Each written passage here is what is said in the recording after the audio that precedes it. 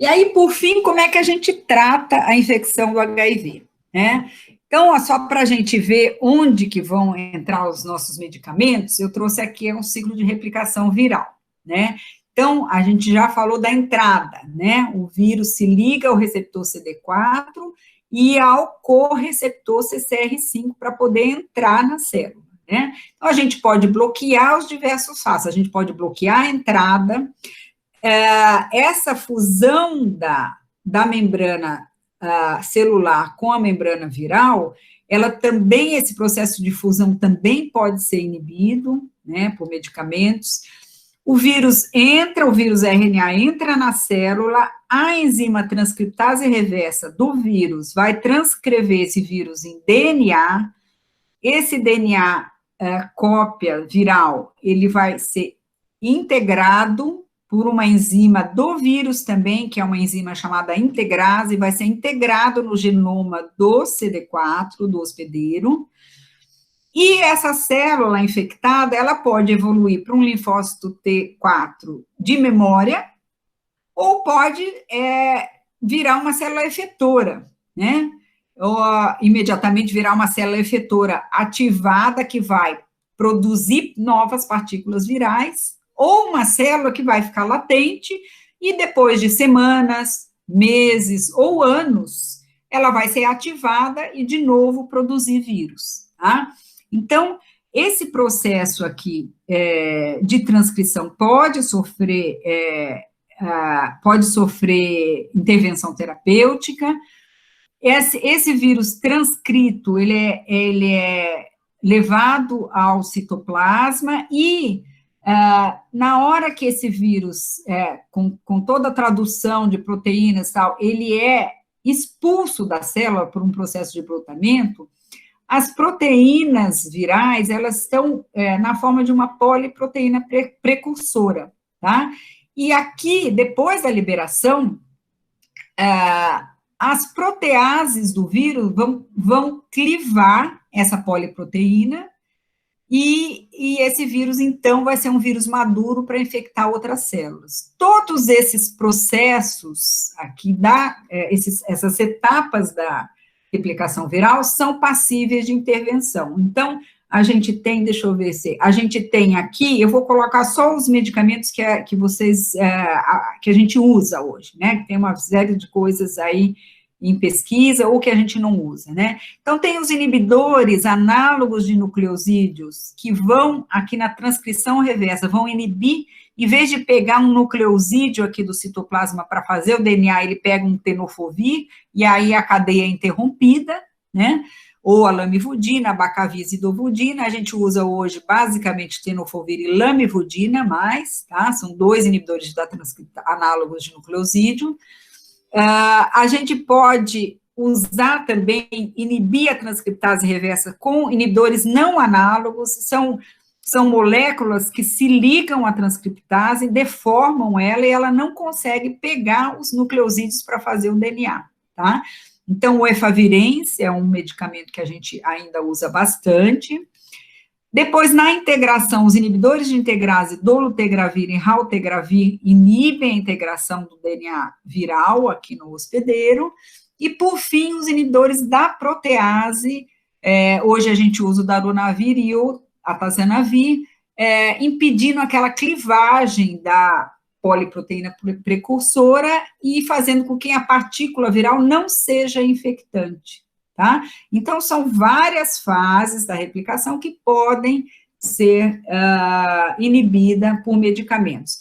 E a gente usa uma associação de medicamentos, que é o que a gente chama de esquema antirretroviral. Então, lá em 95, surgiu a terapia de combinação antirretroviral, que é a terapia potente, que era chamada de HAART também, potente, altamente ativa, né?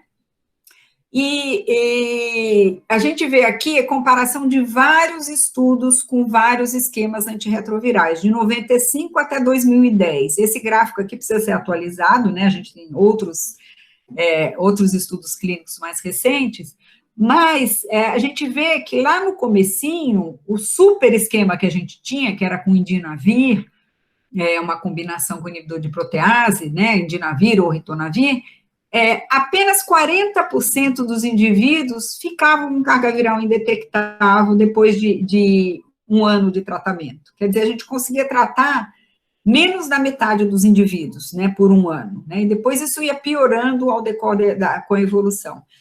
E aí, os estudos clínicos foram melhorando, os medicamentos foram melhorando, os esquemas foram melhorando. Em 2010, 80% quase continuava indetectável depois de um ano. E hoje, nos estudos mais recentes, isso está em 90%, né, com os nossos esquemas atuais. Então, depois de um ano, 90% continua com carga viral indetectável, tá?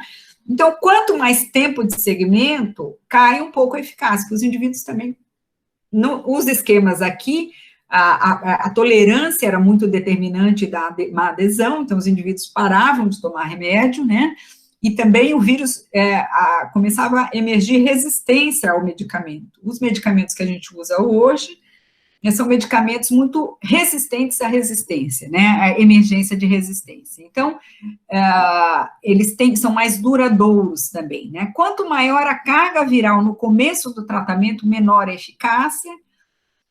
Nesse estudo aqui que compara esquemas, quanto mais o esquema utilizado estava próximo do recomendado nas diretrizes vigentes, maior o sucesso, então é uma boa coisa a gente seguir a diretriz de tratamento, né? Usar tenofovir com FTC ou 3TC também prediz sucesso, e é o que a gente usa hoje, e os inibidores de integrase também usar um inibidor de integrase como terceira droga também prediz sucesso. Então, por conta dessas comparações, é o nosso esquema de opção hoje, no mundo inteiro, né? A preferência recai sobre a combinação de tenofovir, 3TC ou FTC, que são medicamentos muito semelhantes, eu coloquei aqui o 3TC, que é o que a gente tem no Brasil, e como terceiro medicamento, um inibidor de integrase, e no Brasil a gente opta por dolutegravir, e na maior parte do mundo, esse é o esquema inicial para grande parte dos pacientes, né, preferencial. O dolutegravir, ele tem uma barreira à resistência maior que o raltegravir, que é o outro inibidor de integrase, por isso a preferência recai, em geral, pelo dolutegravir, né. Então, essa é a diretriz, as diversas diretrizes recomendam esse esquema, um esquema muito semelhante com a FTC. Esse esquema, ele está disponível no Brasil em 2 comprimidos, né, um comprimido de tenofovir com lamivudina e um comprimido de dolutegravir, com FTC também nos Estados Unidos e na Europa, também 2 comprimidos, e existe genérico no mundo, em alguns países, com essa combinação, um comprimido, tá? Então, é muito fácil de tomar, muito bem tolerado, muito eficaz, e com uma barreira de resistência muito alta. Mas nem todo mundo pode tomar essa medicação. Então, quais são os poréns? Sempre tem um porém, né? Primeiro a gente aprendeu em 2018 que o dolutegravir utilizado, mulheres que engravidam usando o dolutegravir, tem um risco maior de ter bebês com defeitos de tubo neural, né? Então, o fechamento de tubo neural, que ocorre até a 8ª semana, ele pode ser prejudicado pela presença de dolutegravir. Então, mulheres que estão engravidam e vão para o pré-natal e começam dolutegravir, elas não têm problemas de teratogênese. Por quê? Porque quando chega no pré-natal, em geral, a mulher já está depois da 8ª semana, que é quando fecha o tubo neural, né? Quando se encerra o processo, né? Então, o dolutegravir, ele deve ser evitado em mulheres que pretendem engravidar ou que estão em idade fértil e não fazem contracepção. Então, a gente, para prescrever essa medicação, essa terapia que é de preferência, a gente tem que prescrever anticoncepção para mulheres em idade fértil, e documentar essa prescrição também, tá? Porque a gente precisa orientar sobre esses riscos. Muitas mulheres que pretendem engravidar, elas optam, elas e o seu médico, né, o prescritor, optam por não começar com dolutegravir, daí a gente tem opções, né, eu vou mostrar para vocês, efavirenz, ou raltegravir, ou inibidor de protease. E há uma segunda situação que a gente não deve usar, o dolutegravir, que a gente tem que modificar o uso do dolutegravir na tuberculose concomitante. A rifampicina, que a gente precisa usar no tratamento da tuberculose, ela induz o metabolismo do dolutegravir, e pode fazer com que a terapia antirretroviral seja pouco eficaz, por conta do nível sérico reduzido. Então, a gente tem que dobrar a dose de dolutegravir quando a gente usa junto com rifampicina, tá?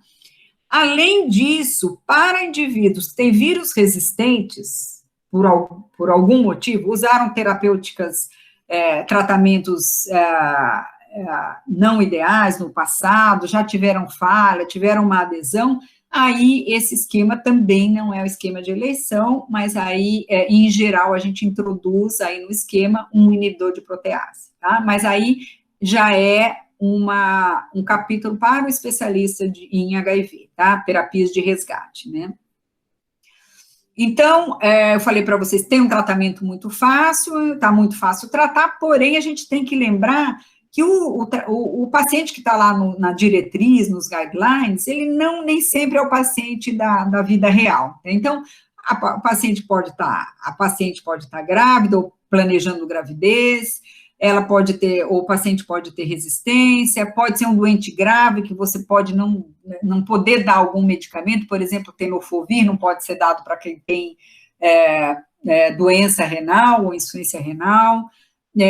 O indivíduo pode ter comorbidades que inviabilizam, né, usar alguns medicamentos que não podem ser usados com esse esquema preferencial.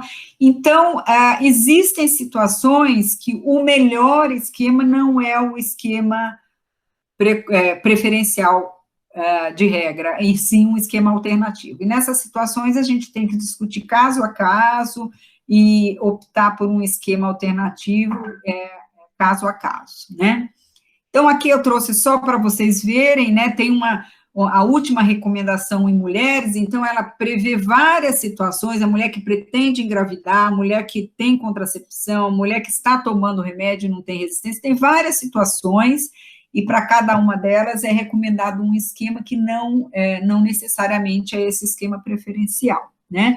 Então, o dolutegravir, mas os conceitos que a gente tem que guardar são esses, o dolutegravir para mulheres em idade fértil tem que ser usado junto com contracepção segura, a gente tem que garantir, né, acesso à contracepção, prescrever e orientar e garantir acesso. Em mulheres em idade fértil, o ideal é fazer genotipagem do vírus pré-tratamento, porque se o vírus for sensível ao efavirenz, é uma excelente opção para usar na gravidez, um comprimido único, grande experiência em grávidas. Mas se o vírus for resistente, a gente tem que usar inibidor de protease. E depois da 12ª semana, o dolutegravir está permitido, tá? A gente sabe que o tubo neural fecha até a 8ª semana, então, entre a 8ª e 12, caso a caso, eventualmente, a gente pode usar também, tá? Mas o recomendado é 12 semanas para a gente dar uma margem aí, em relação ao fechamento do tubo neural. E na terapia de resgate, aí a coisa muda de figura. As opções, elas têm, a gente escolhe o tratamento conforme a susceptibilidade do vírus aos medicamentos, porque a pior coisa que pode acontecer para uma gestante que tem HIV grávida é não conseguir controlar a carga viral, a gente não obter supressão viral, porque é risco para a mãe, em termos de adoecimento, e risco para o bebê de adquirir a infecção. Então, no caso de resistência, a gente escolhe um esquema de resgate com maior chance de fazer a supressão viral, tá?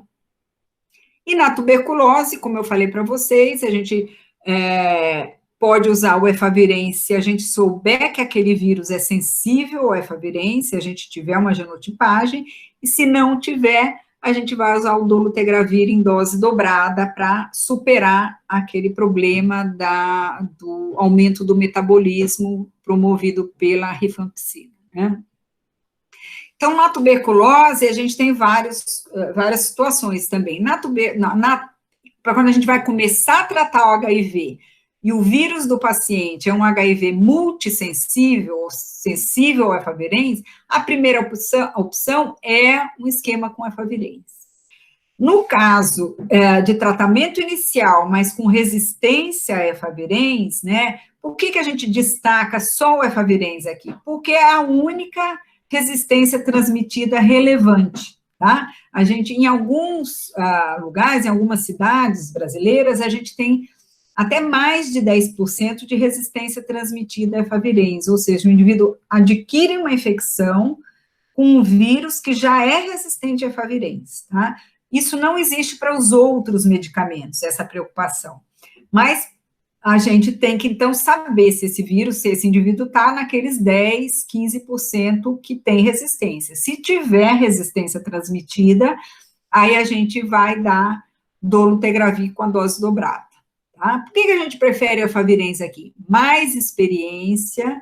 Isso aqui é um comprimido único, a pessoa que vai tratar a tuberculose, ela já está doente, está tomando vários outros medicamentos, e os resultados com o efavirenz, se o vírus é sensível, são os melhores que a gente tem até hoje, tá? Estudos clínicos com dolutegravir são pequenos, aparentemente funciona também com a dose dobrada, mas a gente tem muito menos experiência, então a gente reserva para os casos nos quais há resistência transmitida a efavirenz. No caso de pacientes que já tiveram falha prévia à terapia antirretroviral, a gente já sabe que o vírus vai ter várias resistências a vários medicamentos. Então, geralmente, o esquema tem que incluir um inibidor de protease, que, porém, não pode ser utilizado junto com a rifampicina. Então, a gente tem que modificar o tratamento da TB. Isso é uma coisa que a gente não quer fazer nunca. Por quê? O tratamento com rivabutina tem mais comprimidos, o tratamento com rifampicina é muito mais conhecido, a experiência de décadas que a gente tem, então todo tratamento com tuberculose que inclui rifampicina, ele tem mais chance de sucesso.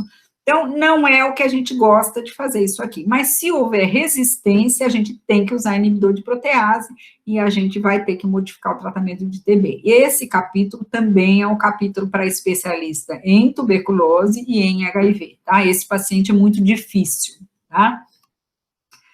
E eu queria comentar com vocês também o momento de começar a terapia. Eu falei para vocês que no passado a gente esperava a pessoa ter imunodeficiência e adoecimento pelo HIV para começar, e hoje a gente começa o mais rápido possível, né? Então, esse aqui, em 2017, a OMS publicou diretrizes para paciente específicas para doente grave, né, com doença avançada, com AIDS, e está bem claro ali já desde 2017, que quem tem doença grave tem que começar rápido com a terapia antirretroviral, no máximo até em 7 dias, se possível, até no mesmo dia, se a pessoa estiver pronta para iniciar. É claro, se você está num contexto que a pessoa está chegando, teve o diagnóstico e tal, você vai ver a pessoa, ver os exames, você tem a pessoa já vinculada ao serviço de saúde, você pode esperar poucos dias, né? Mas o ideal é não esperar muito para começar, porque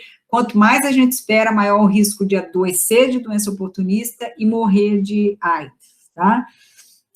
Nesse doente grave, é importantíssimo a gente procurar tuberculose e criptococose, tá? São infecções muito comuns e que interferem com a terapia antirretroviral, como a gente viu, e oferecer suporte de adesão, que é a situação que é mais difícil ter boa adesão, tá? E má adesão ao tratamento antirretroviral é risco de falha e risco de resistência, e complicação do esquema antirretroviral mais para frente, né? O que a gente quer com o tratamento antirretroviral, né? O objetivo laboratorial é carga viral indetectável, tá? Então, a gente mede aquela carga viral que era 60 mil, 500 mil, 1 milhão até, que eu falei para vocês, você começa a tratar, e com esse esquema com inibidor de integrase, em poucas semanas, o indivíduo tem carga viral indetectável no plasma. Se o indivíduo, após 6 meses do início, mantiver carga viral detectável, isso define falha de tratamento, tá? Se o indivíduo, em 2 meses, não tiver uma redução de 2 logs, ou seja, ele tinha 100 mil, passou para 10 mil, para 1.000 cópias, tem que estar menos, se ele tinha 100 mil, tem que estar menos de 1.000 cópias em 2 meses. Isso também é falha de tratamento, tá? Mas a definição mais tolerante é isso, carga viral detectável depois de 6 meses, isso é falha, tá? Ou o indivíduo indetectou e depois fica com carga detectável, isso também é falha de tratamento, o rebote, tá? E toda falha de tratamento, ela tem que ser manejada com estudo da resistência viral e introdução de um esquema de resgate, tá? Por fim, em relação à expectativa de vida dos indivíduos com HIV, isso mudou dramaticamente nesses 30 anos de epidemia, né? Então, eu falei para você, a expectativa de vida era de meses após o diagnóstico, no começo da epidemia, e hoje a gente tem uma expectativa de vida próxima à da população geral. Então, esse foi o primeiro estudo que mostrou isso, já em 2014, né? É um estudo britânico, que a gente vê aqui, anos depois de começar a terapia antirretroviral, nessa coorte britânica, tá? E a gente vê a expectativa de vida segundo o tratamento, segundo o CD4 e segundo a supressão viral, né?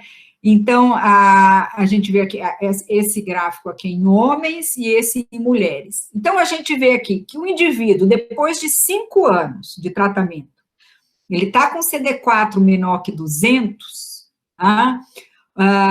Ou ele está, ele está com CD4 menor que 200, a expectativa de vida dele é muito inferior que a expectativa de vida do britânico médio, que é da população geral, que é 78 anos, né? Está abaixo dos 55 anos aqui, tá?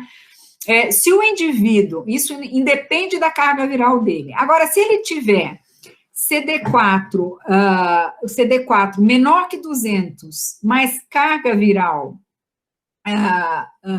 abaixo, CD4 menor que 200 e carga viral alta, também ele tem expectativa de vida inferior.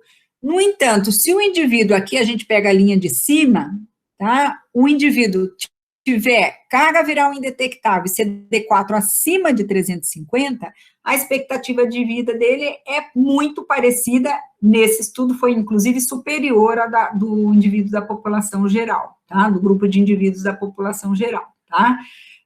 E a mesma coisa para mulheres, tá? Então, se o indivíduo tiver em terapia antirretroviral por 5 anos, com carga viral indetectável e CD4 acima de 350, ele tem expectativa de vida igual ou até superior à da população geral. E por que será superior, né? O HIV está protegendo de doenças? Provavelmente, o que a gente acha aqui, que esse indivíduo que vive com HIV, ele tem um cuidado com a saúde mais intenso do que o cuidado médio da população geral, né?